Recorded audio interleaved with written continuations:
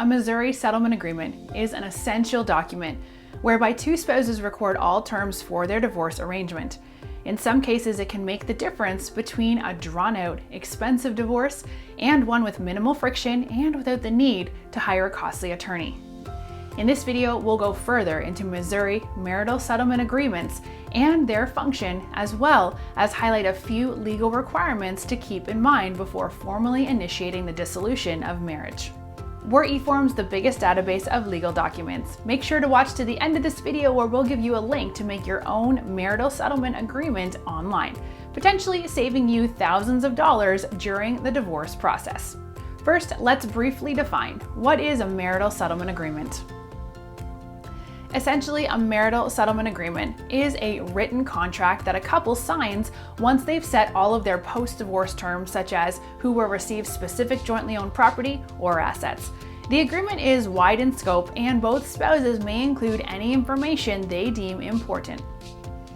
Some of the most common topics addressed in marital settlement agreements include division of real and personal property, amount of debt each spouse will incur, custody arrangements of any children, alimony with a detailed payment schedule, and child support payments, if any.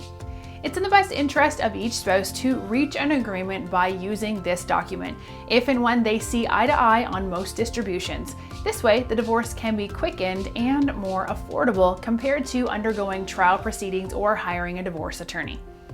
Now let's discuss some of the legal requirements in Missouri. Missouri is one of the 41 states governed by equitable distribution laws. Equitable distribution is the fair separation of assets, meaning it's often not necessarily an equal divide. The court and its appointed judge have the final say on decisions regarding the distribution of property and responsibilities. A judge and, in some cases, a mediator will be heavily involved if the spouses are unable to reach a settlement or face a highly contested divorce. When applying equitable distribution, the courts take into account the duration of the marriage, what each spouse paid for, employability of each spouse, assets and debts of each spouse or combined, and sources of income and amount. Keep in mind that one of a marital settlement's primary functions is to avoid distribution by the courts.